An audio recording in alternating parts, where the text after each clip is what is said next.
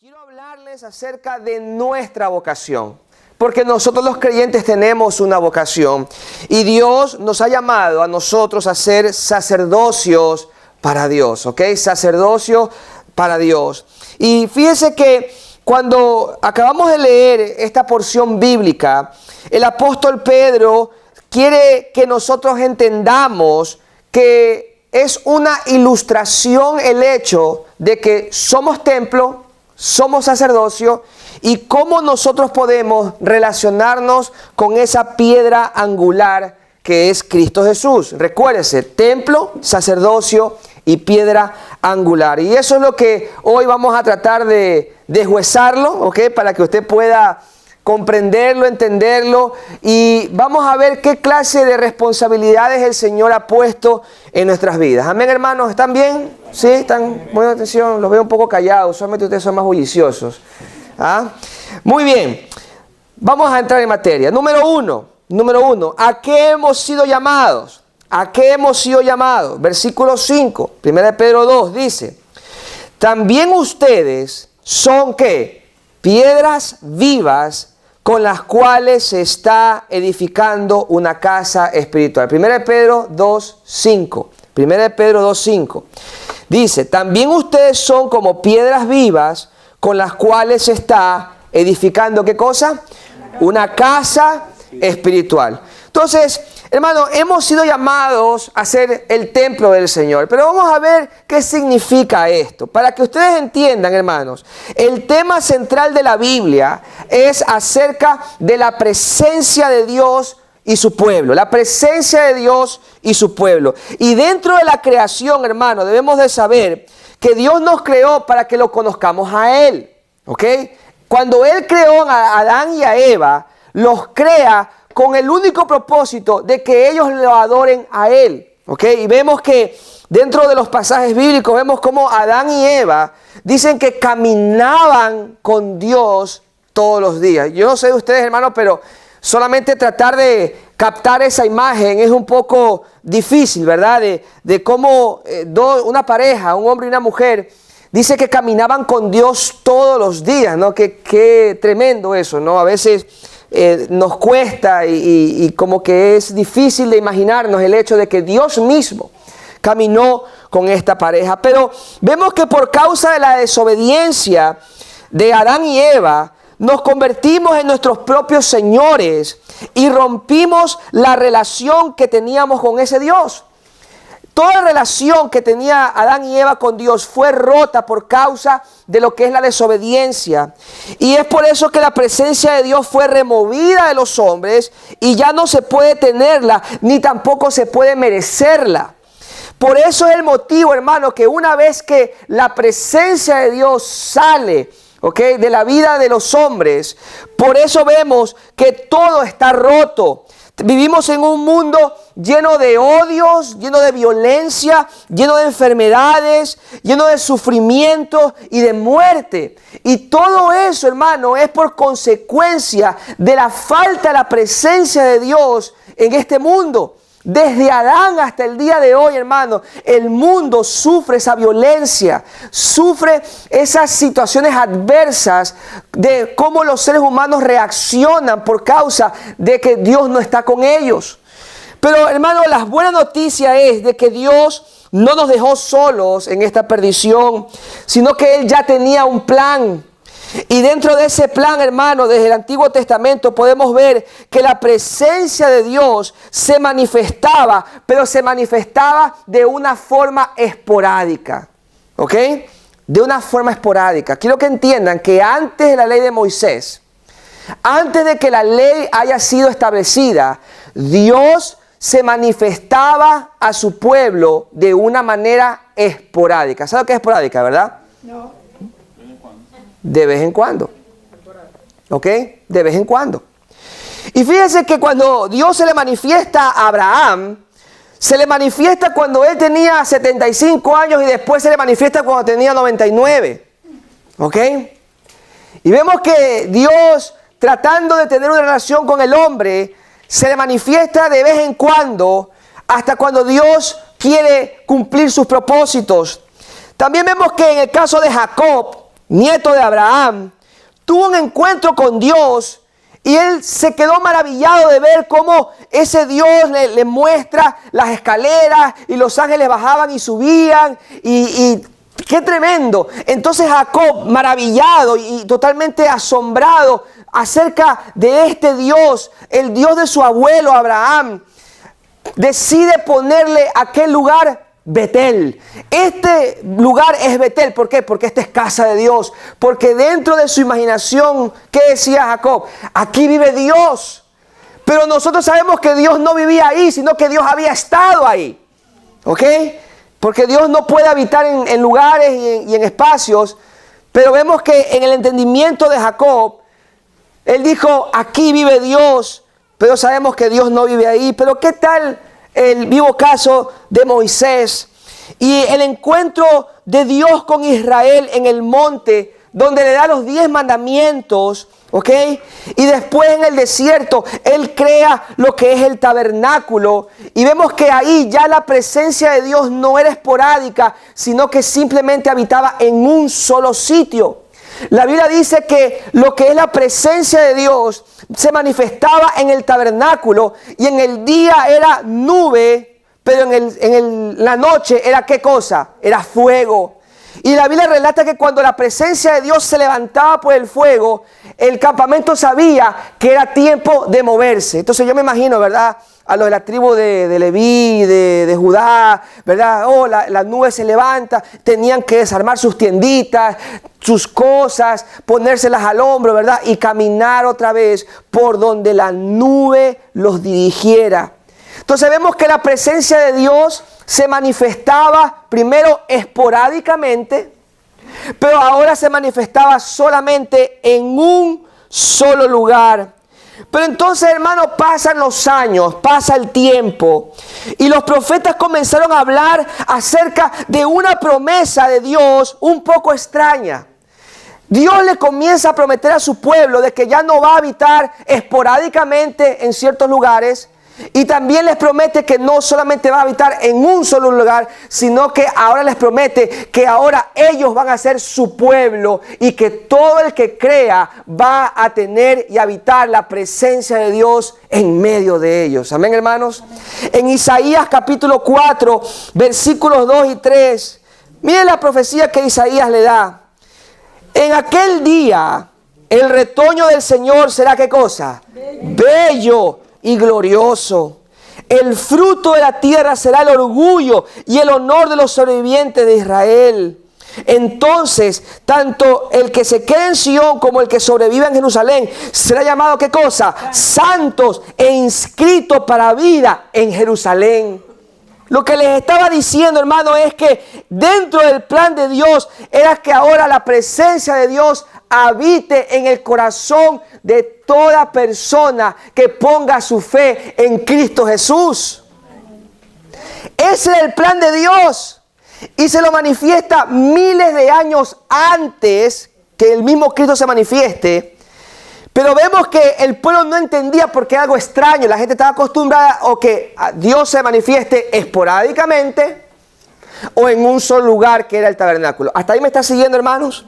En Zacarías capítulo 14, versículo 20 dice: en aquel día los cascabeles de los caballos llevarán esta inscripción: consagrados al Señor. Las ollas de la cocina del templo del Señor serán como los tazones sagrados que están frente al altar del sacrificio. Ambos textos, tanto en Isaías como en Zacarías, hablan de aquel día. De un día que iba a venir donde Dios iba a visitar a su pueblo y que todo el que ponga su fe en Él, ahora la presencia de Dios iba a morar dentro de sus corazones. Pero fíjese, hermano, que cuando habla acerca de que en aquel tiempo todas las cosas estarán consagradas al Señor, se está refiriendo como lo era en el tabernáculo. En el tabernáculo del Señor, para que ustedes entiendan y tengan una idea, todos los utensilios, las cucharas, los vasos, las ollas, las telas, las mesas, los panes, los candelabros, todo era consagrado al Señor. no se lo podía utilizar para nada más, sino solamente para el uso único y exclusivamente del Señor. Y la promesa era esa, que la promesa ya no iba a ser de que solamente un cierto grupo de personas iban a tener acceso al servicio al Señor, sino que ahora la promesa era que todo, repito, que ponga su fe en Él, iba a tener acceso a esa gloria para que su sacrificio, para que su servicio sean consagrados al Señor. Amén, hermanos. Pero entonces ustedes se preguntarán, ¿y cuándo pasó eso? ¿Cuándo sucedió el hecho de que Dios cumplió sus promesas? Vemos la imagen de aquel hombre prometido, el Hijo de Dios, Jesús de Nazaret. Cuando Él muere en la cruz, ¿sabe lo que pasó en el templo, hermanos? La Biblia dice que cuando el Señor muere, en el minuto, en el segundo que Él muere, dice que el velo, ¿qué? ¿Cómo se rasgó? ¿Cómo se rasgó? De arriba para abajo. Y la Biblia nos enseña que el velo se rasga de arriba para abajo porque había una división. Y esa división era de un lugar a otro, donde en el lugar santo, que es conocido como, digamos, este auditorio, y el lugar santísimo era donde estaba el arca de la presencia, que estaba dividida con una cortina grandísima, donde solamente el sumo sacerdote podía tener acceso, nadie más ni nadie menos. Pero vemos que cuando Jesús muere, Él rasga el velo de arriba para abajo porque el velo era Jesús. Y cuando es rasgado tipifica lo que es el rompimiento para que haya un acceso del pueblo a su Dios. En el momento que Jesús muere en esa cruz y resucita entre los muertos, mi querida iglesia, Él nos ha dado acceso a la vida eterna, al perdón de los pecados, a una comunión directa entre Dios y los hombres. Amén.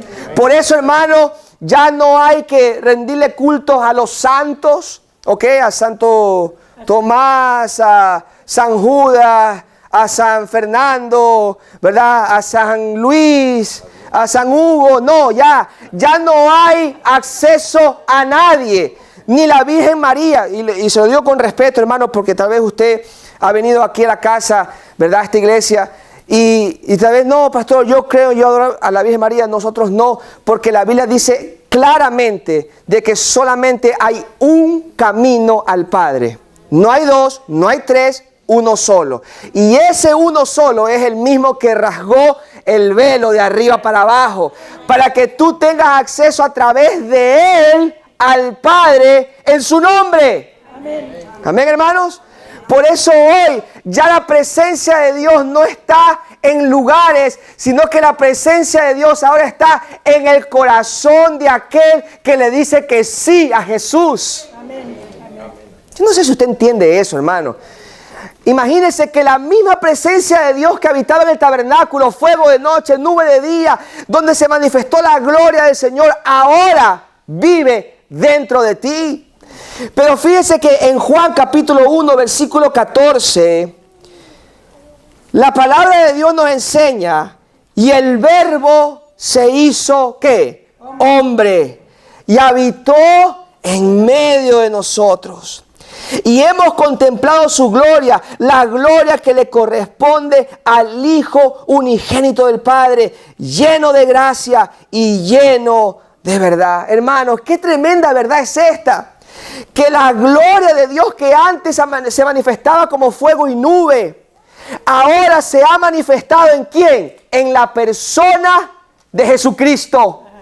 Antes, hermano, quien se atreviera a entrar al lugar santísimo, porque quería entrar, hermano, dice que la presencia de Dios lo mataba. Porque nadie podía entrar. Nadie podía ver a Dios y seguir viviendo. Pero vemos en este caso que la presencia de Dios ahora se personificó y se hizo hombre. Y ese hombre es Jesús. Y ahora la gloria que antes mataba, ahora te empodera. Te empodera para transformar tu vida, para perdonar tus pecados, para sanar tu corazón, para sanar tu cuerpo en el nombre de Jesucristo. Amén. No, pero hermano, ¿te parece que como que no cacha la idea? ¿Ok? ¿Entiende, hermanos? Que ahora la presencia de Dios se ha manifestado en la persona de Cristo Jesús. Y esa gloria no nos mata, sino que nos empodera. Ahora, ¿qué significa pues entonces piedras vivas? ¿Verdad? Somos el templo del Señor. ¿Qué tiene que ver con eso, hermano? Mire, les hablé de la presencia de Dios para que usted entienda que en el momento que Dios te salva, Él te escoge, ¿ok? Pero entienda esto. Mira lo que dice el versículo 5, la primera parte. Dice, nosotros somos ¿qué? Piedras vivas. Pon el versículo 5, por favor. Somos piedras vivas que edifican una casa ¿qué? Espiritual. Entonces, vamos en orden. ¿Somos qué? Piedras vivas edificando una casa espiritual. Ahora vamos de adelante para atrás, ¿ok? O de atrás para adelante. Somos una casa espiritual que se está edificando ¿con qué? Con piedras vivas. Entonces, ¿qué somos nosotros? Piedras vivas que está Dios edificando ¿qué cosa? Una casa espiritual. Fíjese que ahora nosotros somos esas piedras vivas que Dios nos está poniendo en una posición que nos compenetramos el uno al otro y estamos siendo edificados en la casa de Dios. Yo quiero que se voltee la persona que está a su lado y salude y dígale, hola piedra, ¿cómo estás? ¿Ok? No le diga pie de tropiezo. Dígale hola piedra, nada más. Sea obediente, nada, no se vaya por lo malo. ¿Ok? Pero fíjese, hermanos, que somos una estructura que se va formando de piedra con piedra, piedra arriba, piedra abajo, piedra a los costados, pero somos piedras que estamos siendo edificados juntos en una casa espiritual que tiene una forma. En el día de hoy, mis hermanos, muchas personas deciden seguir sus vidas cristianas sin ir a la iglesia, porque hacen un concepto de que su cristianismo puede seguir sin la necesidad de asistir a la iglesia porque ahí hay gente mala, hipócrita y cosas que ya hemos hablado. Pero quiero que entiendan esto, hermanos. Como algún día lo hablamos, nosotros, así como la semilla, nosotros no podemos estar haciéndonos los exquisitos porque mi semilla es más bonita que la tuya. Algunos la soban y la pulen y le dicen, mi semilla es más linda, mira, es más redondita, brilla más. Mi semilla es maravillosa, tiene un color único y exclusivo, ¿verdad? Y eso es tan tonto, porque la semilla en sí no tiene ningún privilegio a menos que la semilla que sea ¿qué? Sembrada. Y cuando es sembrada, ¿qué tiene que pasar con esa semilla linda, hermosa, redonda, con un lindo color? Muere. Y dentro de esa semilla, cuando muere, sale el fruto que va a dar el resultado por la cual existe. De la misma manera, quiero que entiendan, hermanos, que dentro de la ilustración que Dios nos da, al salvarnos a nosotros, es que somos piedras vivas, que estamos siendo edificados en una casa espiritual. Y una persona que tal vez decide no congregarse o no ser parte de una comunidad de creyentes, es como una piedra que está en Home Depot, pero que no significa absolutamente nada. Amén. Usted no va a ir a Home Depot o una ferretería X y usted va a ver un ladrillo y va a decir, ¡ay, mira mi casa! ¿Verdad que no? Porque si usted lo dice, usted tiene problemas. Está imaginando muchas cosas. ¿Ok? Tú no puedes ver un ladrillo y decir, mira, ahí está mi casa. Pero lo que pasa es cuando ladrillo tras ladrillo comienzan a juntarse y comienzan a edificarse y comienza a agarrar forma, entonces ahora comienzas a ver que una casa espiritual. Tú comienzas a ver la forma por la cual el Señor nos ha formado y tiene el propósito para que tú seas edificado. Hermanos, la presencia de Dios se manifiesta de una forma tan tremenda cuando estamos en comunidad de creyentes. Es tan hermoso cuando los hermanos venimos a la iglesia y podemos juntos disfrutar la presencia de Dios con una hermosa alabanza, con la palabra, con el saludo, con el servicio. Podemos disfrutar algo que tal vez no lo hemos podido disfrutar antes. Pero hermano, repito, una piedra sola no edifica nada ni representa nada. Y el Señor nos enseña que somos piedras vivas, que estamos juntos edificando la casa del Señor. Pero ¿sabes qué, hermanos?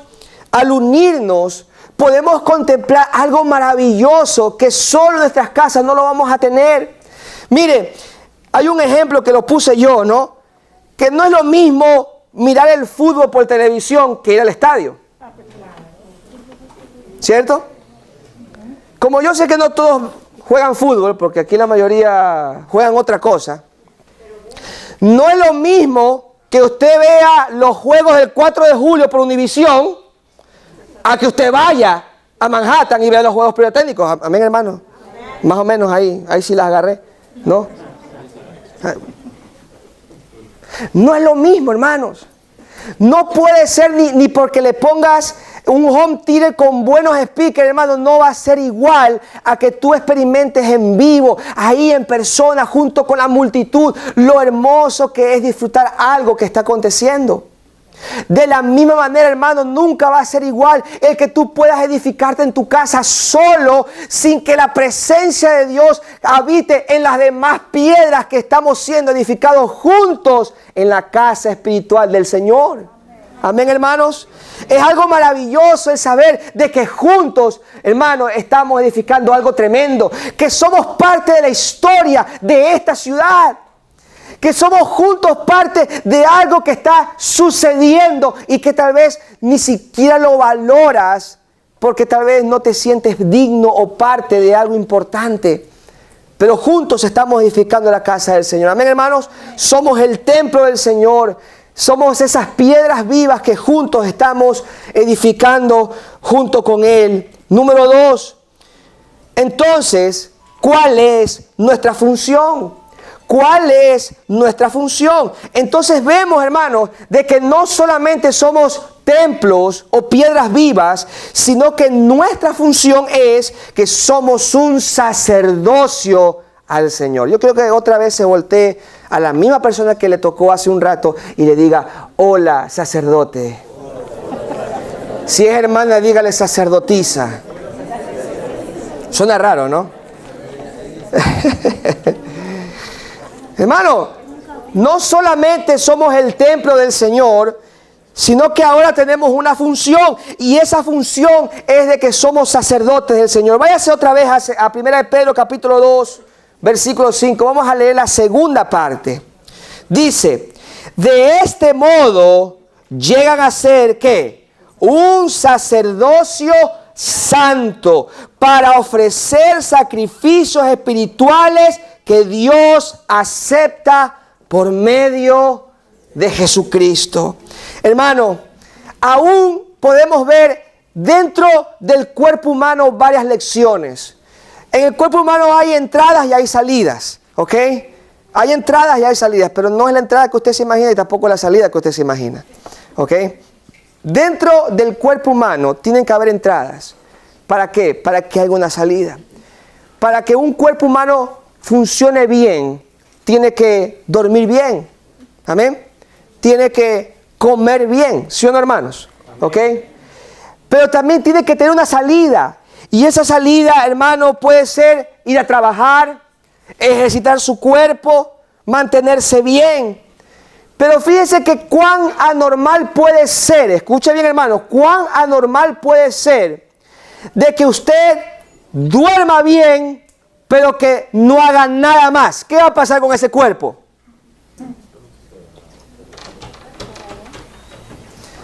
Que solamente duerma, pero no trabaja, no lo ejercita, no sale ni a la esquina, no come. ¿Qué va a pasar con ese cuerpo? No sirve. Exacto. Pero lo opuesto, ¿qué pasa si usted ejercita? ¿Qué pasa si usted va a trabajar? ¿Qué pasa si usted lo ejercita, pero no duerme y no come? ¿Verdad? Son lecciones obvias y evidentes, hermanos, que aún dentro de nuestra vida espiritual como creyentes, tienen que haber entradas como también tiene que haber salidas. En la vida de un creyente, hermano, tiene que haber entradas. Por ejemplo, cuando un creyente viene a la iglesia, un creyente es ministrado, es instruido, es animado, es aconsejado, es apoyado, es amado, es servido. Lo recibe, lo disfruta. Pero entonces, con todas estas entradas y el creyente no tener salidas, ¿qué va a comenzar a pasar en la vida espiritual de ese creyente, hermanos? Va a comenzar a enfermarse. Va a comenzar a fijarse de todo, va a comenzar a tener ciertas manifestaciones en su vida espiritual que no ayudan ni edifican en lo más mínimo. Porque de la misma manera que tú como creyente has tenido entradas en tu vida, apoyo, amor, servicio, edificación, todo eso, para que tu vida espiritual sea saludable, sea edificada en lo correcto, tú tienes que hacer lo mismo con otras personas para que sigas creciendo en un mundo espiritual. De lo contrario, mis hermanos, vamos a estar muy fenómenos anormales. ¿Sabe lo que es anormal, verdad? Es no es normal. Por eso en la comunidad de los creyentes, hermanos, hay una insalubridad, porque todavía no se entiende que no solamente es de recibir, sino también es de dar. Y cuando damos, hermanos, ahí es cuando en verdad crecemos. Yo he hablado con varios de ustedes y a veces yo he escuchado este dicho, ¿no? No, pastor, lo que pasa es que ahora estoy recibiendo y antes de hacer cosas yo quiero aprender porque yo no voy a hacer nada sin que yo aprenda, ¿no? Y suena bien. Pero cuando pasan los años y sigues recibiendo y no das, entonces comienza a manifestarse cosas raras en tu vida espiritual. No vas a crecer propiamente porque Dios no solamente te ha hecho un templo, Dios te ha hecho ¿qué? Un sacerdote. Dios te ha dado una responsabilidad para que tú tengas en tu vida en el día de hoy. Y los sacerdotes, hermanos, en el Antiguo Testamento eran los que oficiaban los cultos a Dios. Pero ahora, como sacerdotes de Dios, que somos nosotros llamados por Dios, se nos llama a todo creyente a oficiarle culto a Dios. Amén.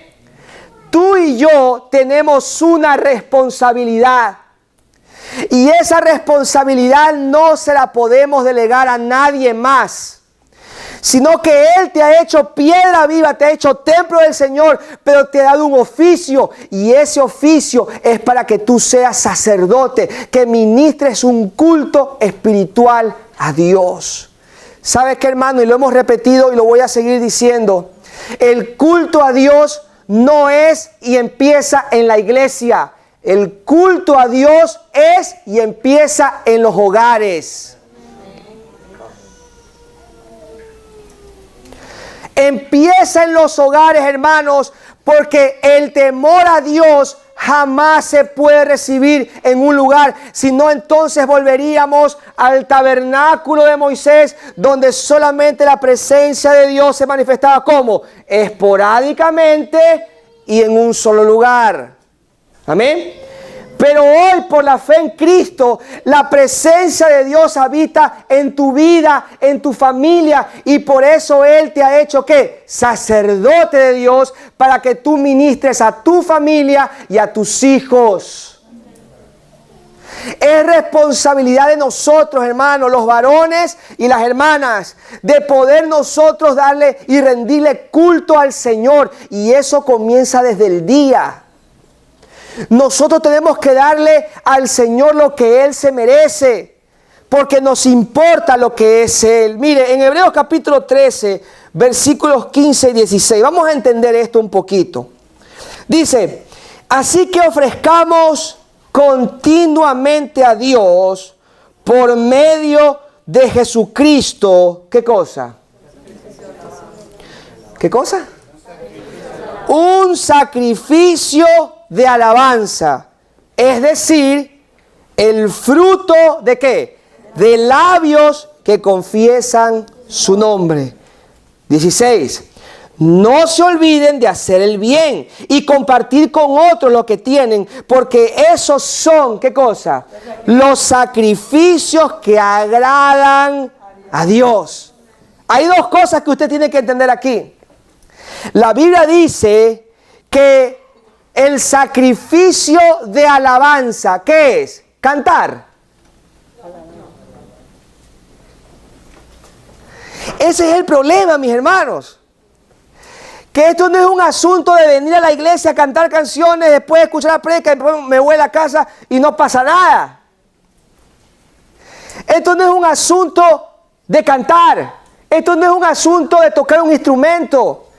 Esto es un asunto que cuando la Biblia habla acerca de la alabanza y explica lo que es alabanza, dice que es el fruto de labios que confiesa su nombre. ¿Sabe lo que significa? Le está hablando a los creyentes. Le está hablando a los que son hijos de Dios. Porque solamente los hijos de Dios pueden confesar a Jesús como Rey y Señor. Entonces, hermano, entiéndase que cuando hablamos de fruto de labios, estamos hablando de lo que decimos. Estamos hablando de que cuando tú amas a Jesús y alguien está pasando un momento difícil, ¿qué tú le dices? Hermano, hermana, tranquilo, Dios está en control. Las promesas de Dios son esto, esto y aquello. Vamos a orar, vamos a interceder, vamos porque Dios es poderoso. Y usted le da palabra. ¿Por qué? Porque es un fruto ¿de qué? De labios que confiesan su nombre. ¿Estás pasando por problemas? No hay problema. Vamos a orar. No, por todo lo que pasa, que no sé si me vas a dar. Dios te va a sanar porque la Biblia dice que por sus llagas nosotros fuimos curados. Amén. Y tú estás ministrando, estás aconsejando, estás ministrando sanidad al alma cuando una persona está pasando un momento difícil. La persona no sabe por qué está viviendo lo que está viviendo, pero el fruto de labios que confía en su nombre comienza a decir, hermano, tranquilo, ¿sabes qué? Aquí te doy un abrazo, vamos a orar juntos. Acuérdate que el mundo te puede fallar, pero Dios nunca te va a fallar. La Biblia dice que aunque tu padre y tu madre te abandonaren, con todo eso, ¿qué va a pasar? Jehová te recogerá. No sé si me está entendiendo, hermanos. Todo lo que tiene que ver con fruto de labio está hablando de lo que tú eres capaz de decir. Pero no se queda ahí, sino que de la misma manera, en el versículo 16, dice que tampoco se olviden de ¿qué? De hacer el bien y compartir con otros lo que tienen. Entonces, fíjense, hermano, que está el don de hablar y está el don de accionar. Ambos son necesarios en la iglesia para edificación. Porque la palabra del Señor tiene que ser nuestra guía Y es por eso que cuando nosotros alabamos su nombre y decimos que Él es nuestro Señor, lo alabamos y lo bendecimos, pero también actuamos cuando vemos una necesidad. ¿Ok? Por eso es, hermanos, que como sacerdotes de Dios, que oficiamos un servicio a Él, debemos de saber que es Él quien nos ha empoderado para hacer una obra en particular que le trae gloria a Él. Iglesia, ya lo hemos hablado, pero voy a hacer énfasis una vez más, que cuando Dios te salva, cuando Él te hace piedra viva, un templo del Señor que está siendo edificado como una casa espiritual, Él no solamente te salva y te deja ahí para que veas cómo haces. No, sino que la Biblia dice que cuando Él te salva, Él también te da dones y talentos. Y esos dones, hermanos, son para uso exclusivo para Dios y para los demás. ¿Me estás siguiendo? Amén. Porque tú tienes algo que Dios quiere usar para su gloria y para el servicio de los demás. Hermano, no nos ha dado dones y talentos para que nos sirvan a nosotros. Y por eso usted va a escuchar a ciertas personas. Y aquí, discúlpeme si se le pone el sombrero o se le pone el guante, ¿no? Pero si usted dice, yo solamente le sirvo al Señor y no al hombre, usted tiene problemas. Porque si tú le sirves al Señor con tu don y con tu talento, tienes que entender que el don que Dios te dio no es para ti. Amén. Amén.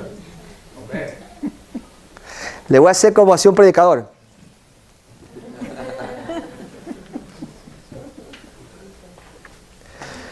Tú no puedes venir a la casa del Señor y decir, yo nomás vengo a adorar al Señor y me voy. Tú tienes problemas.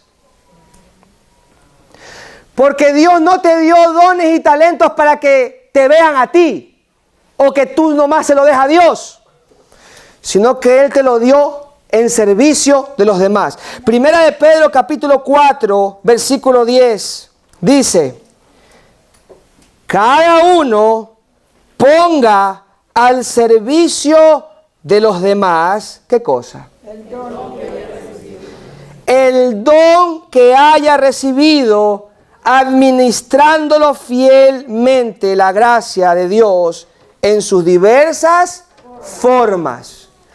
Entonces, hermano, entiende que si Dios te ha dado un talento, llámese cantar, tocar el piano otra vez, si es de predicar, si es de servir, si es de administrar, si es de hospitalidad, si es de hacer lo que tienes que hacer, recuérdate esto, hermano, que si Dios te lo dio, no es para ti. La Biblia establece que el don que Dios te dio es ¿para quién?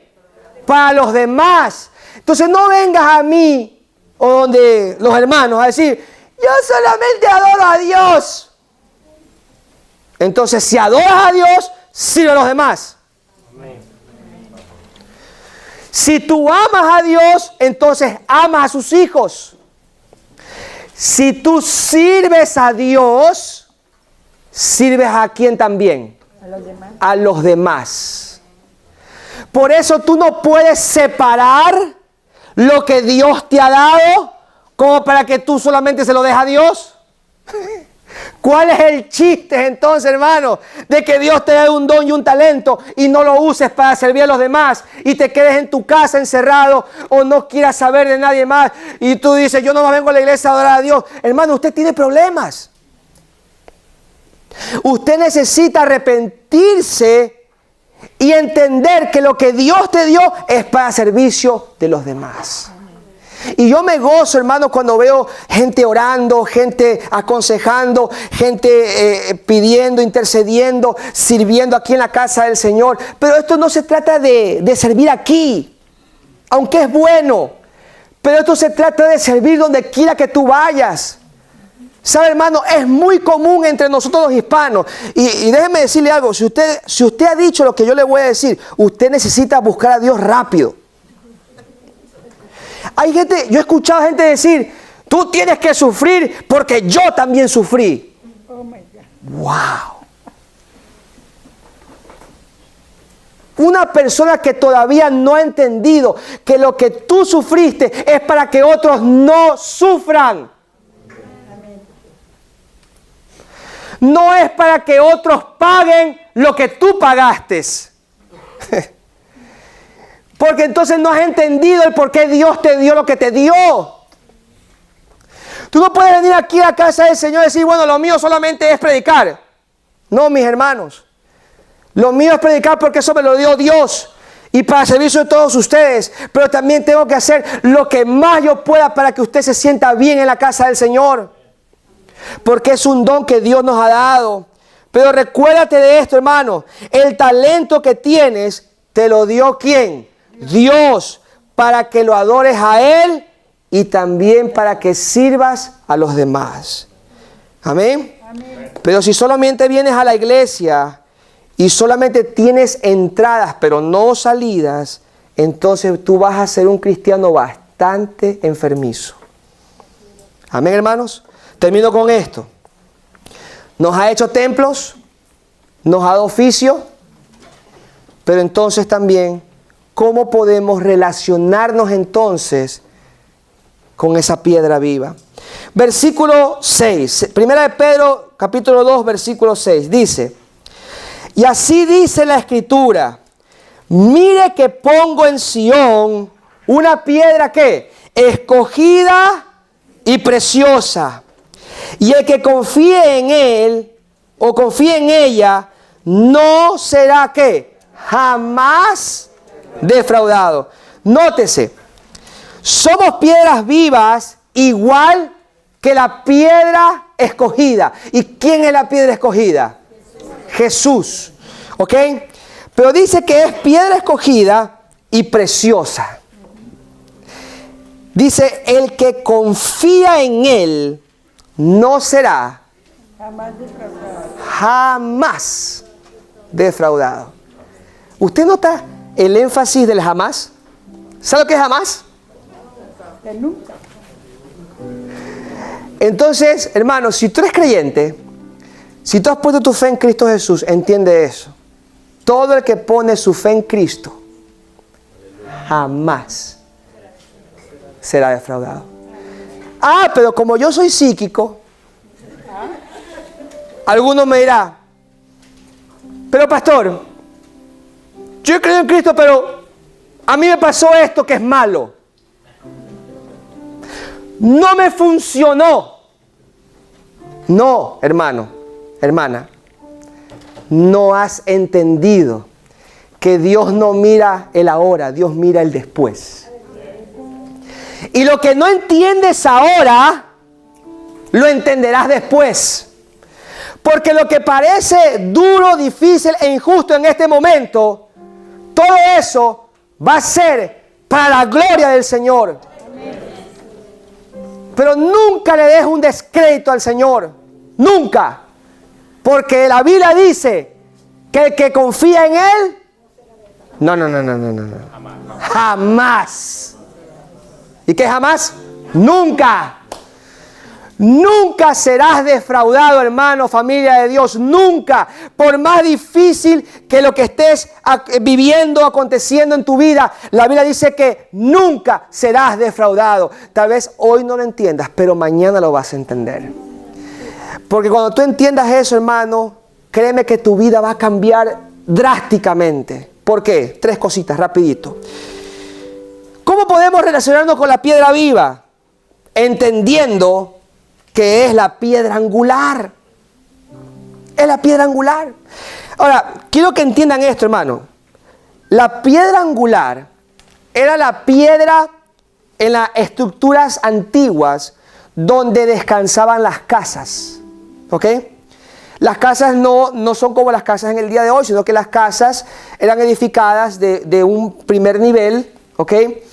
Y la piedra angular era la piedra que sostenía como una especie de fundamento para que la casa no se caiga. ¿Me está siguiendo, hermanos? En el día de hoy, las estructuras son diferentes. Hoy, para que una casa sea edificada, tiene que primero, ¿qué? Ponerse bases o fundamentos, ¿no, verdad? Pilares que están escondidos, que usted no lo puede ver. Toda esta casa está cubierta, bien bonita, pero usted saca este techo de madera y todo está cubierto de una forma para que no se caiga. Porque lo que antes era una piedra angular, hoy se llaman vigas o fundamentos. Y si nosotros quitamos una viga o un fundamento de este templo, esta casa colapsa. ¿Me está siguiendo, hermanos? ¿Qué nos enseña eso? De que Jesús es tu fundamento. Pero, hermano, a veces vamos a ser confrontados con esto. ¿Sabe por qué? Porque si Jesús no es el fundamento de tu vida, algo más lo es. Y por eso no vas a poder ser edificado en la obra del Señor con los demás, porque no será importante para ti. ¿Sabes lo que pasa, hermano, cuando Jesús no es tu fundamento? Cuando vienen los problemas y Jesús no es tu fundamento, inmediatamente tú comienzas a desesperarte, comienzas a alocarte, comienzas a pedir ayuda, comienzas a decir: ayúdenme, estoy en problemas, mira, hay que hacer esto, hay que hacer lo otro, y ay, me enteré de esto. Y usted comienza a alocarse, usted comienza a desviarse, comienza a tomar decisiones equivocadas, comienza a actuar en emociones. ¿No le ha pasado a usted de que usted está enojado y usted sinceramente dice: yo no voy a ser hipócrita y voy a hacer esto y voy a... Y comienza a decidir a diestra y a siniestra, pero después cuando se le pasa, porque es como la cerveza, ¿no? La espuma arriba y cuando se seca, usted no sabe eso, pero, ¿verdad? Y comienza a bajar la espuma, se da cuenta que nomás hay una cosita chiquitita. Ya, créame por fe, porque usted no sabe eso, usted, ¿verdad? Usted no sabe eso, ¿no?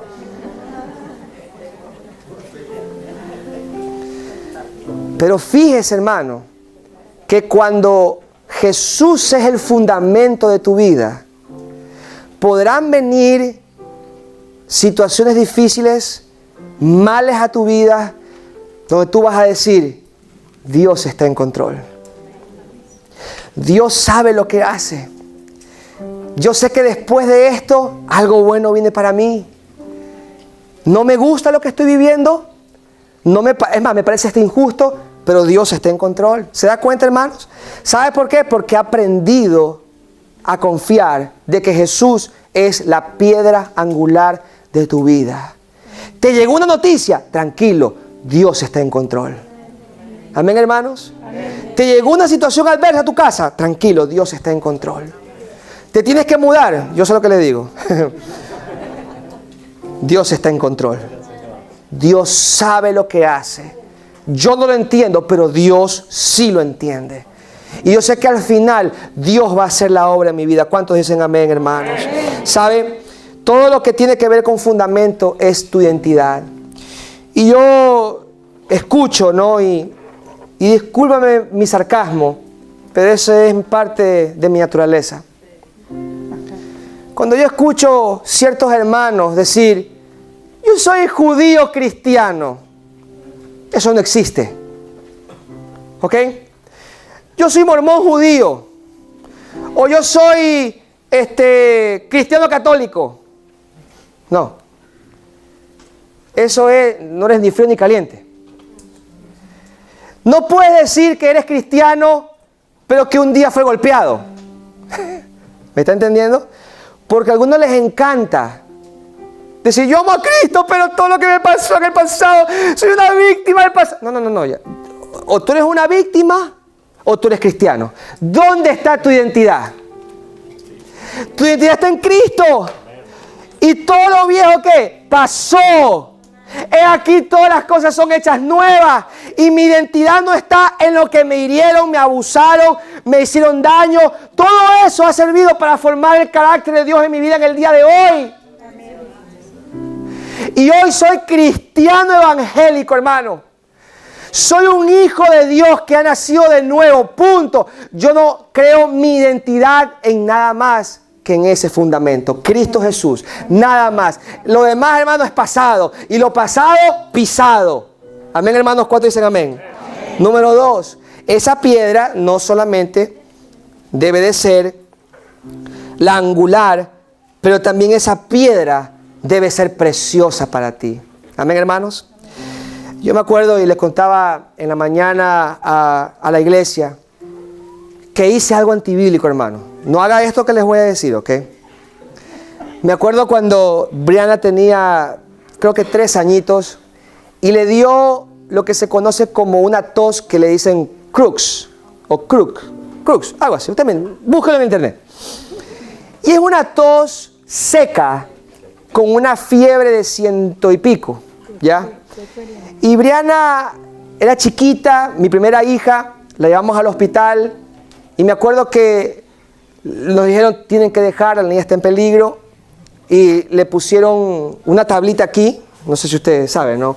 Para que le pongan el IV, y de esa manera no se le mueve el bracito, pero Brianna estaba gritando, tenía fiebre a montón, y después nos dicen, tienen que llevarla a los rayos X, y Brianna era, ¡guau!, ¿verdad? Y la llevamos al cuarto de rayos X, fui solamente con ella, Malin se quedó afuera, y no la podía detener, ella quería pararse, y yo tenía que ponerle las manos en el pechito y en las piernas para que no se mueva y le tomen el rayos X. O sea, eso fue una pelea, hermano, y déjeme decir algo, yo soy duro, yo soy bien duro, créame, o sea, que usted me agrade, usted es un maestro, ¿ya? Pero yo me acuerdo que ese día, yo salí de ese cuarto, después de los rayos X, yo salí y me quebré. Y dije, me arrodillé, nadie me vio, porque me aseguro que nadie me vea. Malin la había agarrado a la niña, se fueron con los doctores, yo me quedo y hago esta oración que es antibíblica, no la haga, no es de Dios, ¿ok? Yo dije, Padre, mátame a mí y déjala a ella. ¿Ya? Hermano, si usted es padre me va a entender. Pero está mal. ¿Ya? No lo haga, es antibíblico. Pero usted sabe por qué yo hice esa oración. Porque esa niña es preciosa para mí. ¿Me está entendiendo? Y yo sé que usted como padre es capaz de hacer lo que sea por sus hijos. Y ese momento llegó a mi vida como una especie de quebrantamiento donde me hizo 1000 pedazos para entender de que mi confianza está en Jesús. Y así como mi hija es precioso para mí, no es más precioso que Jesús. Y esa es la actitud que usted y yo tenemos que tener hacia la piedra angular que es precioso para usted. Por eso, hermanos, servir en esta casa para mí no es un sacrificio. No es algo de que, ay, sí, tengo que servir en 2 iglesias. No, hermano, no. Es un honor, es un privilegio. Yo he entendido, hermano, que servirle a Dios es lo más hermoso que le puede pasar a un ser humano. Yo estoy pensando en dormir mis 8 horas o dormir lo necesario para estar descansado. No, mis hermanos. De la misma manera, mi actitud hacia Jesús es lo más preciado, es todo lo que tengo. Es mi razón de vida. Yo por eso, y yo esto lo he conversado con mi esposa, ella no me va a detener a mí de servir a Jesús. Ni yo voy a detenerla a ella de servir a Jesús. ¿Sabe por qué? Porque ella y yo estamos enamorados del mismo hombre. ¿Sabía usted eso? Una vez hice este comentario y casi me matan, pero sí, estamos enamorados del mismo hombre. Estamos enamorados de Jesús. Y nada ni nadie nos va a parar, hermano. Si ella quiere pararse, el problema de ella, él le va a dar cuenta a Jesús, yo no. Pero yo voy a seguir a Cristo porque es lo más precioso para mí. Amén, hermanos. Y por último, esa piedra no solamente fue escogida, no solamente es preciosa, pero esa piedra fue rechazada. Y esa piedra es rechazada por su familia, o fue rechazada por su familia, fue rechazada por sus amigos, pero lo peor que le pasó fue haber sido rechazado por su propio Padre Celestial. Pero tú sabes por qué fue rechazado el Señor, porque tú eras precioso para Él. Hermano, familia de Dios, tú no puedes considerar a Jesús precioso a menos que tú entiendas que tú eres precioso para Él. ¿Ya? Tú no amas al Señor, Él te amó a ti primero. Y por eso Dios te lo tiene que revelar para que tú puedas adorar a Dios en espíritu y en verdad. Esto no, bueno, yo decidí. No, tú no hiciste nada. Él abrió tus ojos para que tú entiendas de que tú eres un hijo de Dios. Y por eso es que Él fue rechazado como tú fuiste rechazado, pero Él fue rechazado para darte perdón de pecados y salvación. Y esa salvación le costó al Padre lo único que tenía. Y por eso tú y yo en el día de hoy, hermano, somos aceptados porque Jesús fue rechazado. Hoy tú y yo somos fuertes porque Él se hizo débil. Y por eso hoy estamos aquí, hermano. Y si usted no es cristiano, qué bueno que esté aquí, hermano. Porque usted necesita escuchar esta verdad. Hermano, si Cristo no es el fundamento de su vida, usted necesita la salvación hoy mismo. Hoy mismo. Porque Él tiene que ser su todo. Él tiene que ser la piedra angular, la piedra preciosa. Pero tienes que entender que Él fue rechazado por ti. Amén, hermanos. ¿Cuántos dicen amén a eso? Denle un aplauso al Señor, hermano. Y póngase de pie y vamos a adorar al Señor.